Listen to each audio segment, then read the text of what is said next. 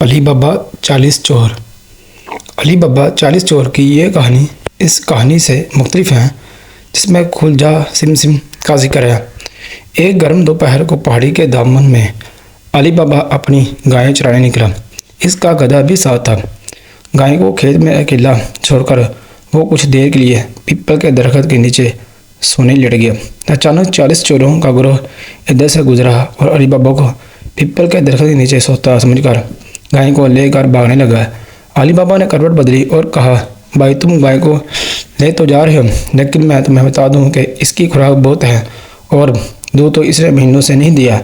میں خود اس سے پیچھا چھڑانے کا سوچ رہا تھا، لیکن میرا گدھا ایسا انوکھا ہے کہ روز اس کے پیروں کے نیچے لد کی بجائے 1000 اشرفیاں ملتی ہیں۔ چور علی بابا کی باتوں میں آگے اور گائیں کو چھوڑ کر گدھے کو لے گئے۔ چوروں کے سردار نے کہا کہ وہ گدھے کو اپنے مکان میں رکھیں گا اور ہر مہینے جو اشرفیاں جمع ہوں گی وہ سب چور آپس میں بانٹ لیا کریں گے۔ سردار نے گدھے کو عالی شان مہمان خانے میں کلین بچا کر ریشم کی ڈور سے باندھ دیا۔ رات بھر بادام اور پستوں سے گدھے کی خاتم دھارت کی گئی تاکہ 1000 اشرفیاں مل سکے۔ سردار کی نہ جانے کب آنکھ لگ گئی۔ صبح جب چڑیوں کے چہچہانے سے اس کی آنکھ کھلی تو وہ گدھے کی طرف بھاگا۔ وہ یہ دیکھ کر غصے سے پاگل ہو گیا کہ گدھے کی کارگزاری ویسے ہی تھی جیسی عام گدھوں کی ہوتی ہے اور اس کے رہنے کلین کا ستیہ ناش ہو گیا۔ سردار غصے سے آگولا ہو گیا۔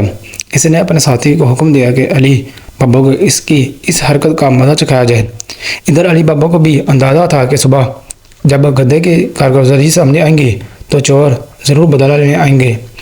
علی بابا نے ایک بکرا ذبح کر کے اس کی ایک آنت میں خون بھر لیا اور اپنے نوکر قاسم سے کہا کہ وہ اس آنت کو گلے سے لپٹ کر اپنے کپڑوں میں چھپا لے اور جب علی بابا اس پر تلوار سے حملہ کرے تو وہ زمین پر گر کر مردہ بن جائے۔ اس کے بعد جب علی بابا اس کو چھڑی سے مارے تو اٹھ کر دوبارہ کام میں لگ جائے۔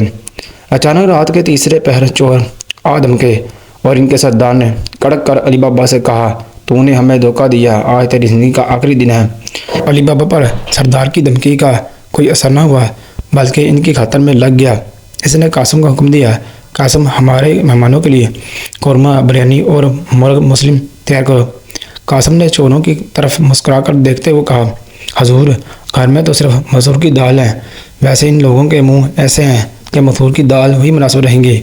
کیا کہا نالائق، ہمارے مہمانوں کی یہ بے عزتی۔ یہ کہتے ہوئے علی بابا نے تلوار سے قاسم کے گلے پر وار کیا۔ آنت میں بھرے خون کا فوارہ پھوٹ پڑا اور قاسم گھبرا کر زمین پر ہائے کہہ کر گر گیا۔ سردار نے گھبرا کر کہا، ارے تم نے اتنی سی بات پر اس غریب کا خون کر دیا۔ علی بابا نے کونے سے چھڑی اٹھاتے ہوئے کہا، حضور اس کی یہی سزا مناسب تھی، لیکن اگر آپ کہتے ہیں تو میرے پاس جادو کی ایسی چھڑی ہے جو مردے کو زندہ کر دیتی ہے۔ اتنا کہہ کر علی بابا نے قاسم کو چھڑی سے مارنا شروع کیا۔ چھڑی پڑتے ہوئی قاسم آنکھیں ملتا ہوا اٹھ کھڑا ہوا اور اپنے کام میں لگ گیا۔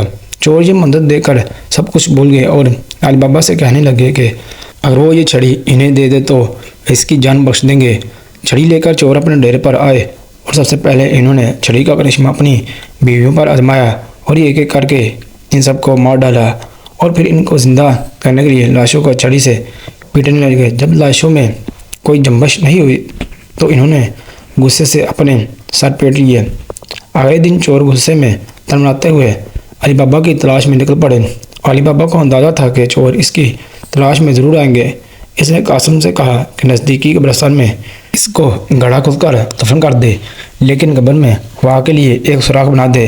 ڈاکو جب علی بابا کے گھر پہنچے اور قاسم نے روتے ہوئے علی بابا کے انتقال کی خبر سنائی تو ان کو یقین نہیں آیا اور خود قبر دیکھنے گئے۔ جب وہ وہاں پہنچے تو یہ دیکھ کر حیرت زدہ رہ گئے کہ قبر سے دھواں نکل رہے ہیں۔ سردار نے کہا، او ہو، دیکھو اس مکار کا حساب کتاب ہو رہے ہیں اور فرشتے کوڑے لگا رہے ہیں۔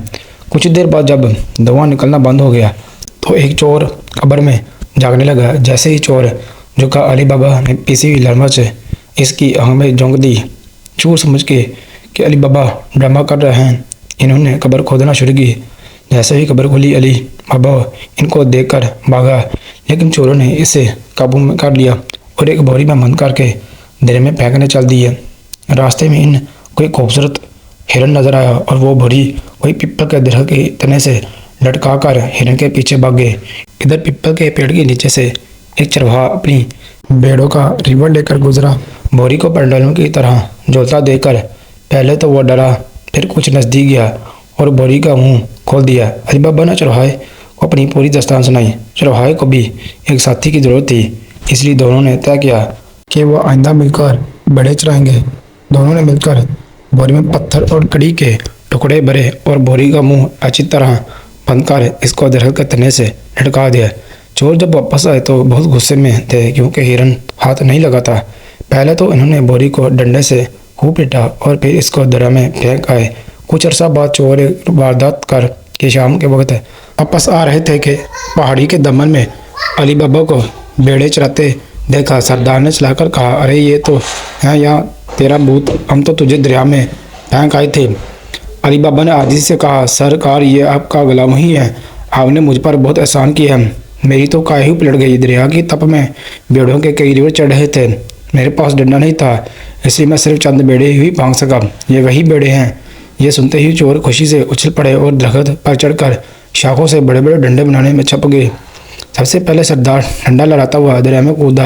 جب وہ ڈوبنے لگا اور مدکلی ہاتھ پانی سے باہر نکالا تو باقی ساتھی سمجھ گئے وہ ان کو بھی آنے کی دعوت دے رہا ہے، اور یوں وہ بھی ڈنڈے لے کر دریا میں کود کر ڈوب گئے۔ آخر علی بابا کو چوروں سے ہمیشہ کے لیے نجات مل گئی۔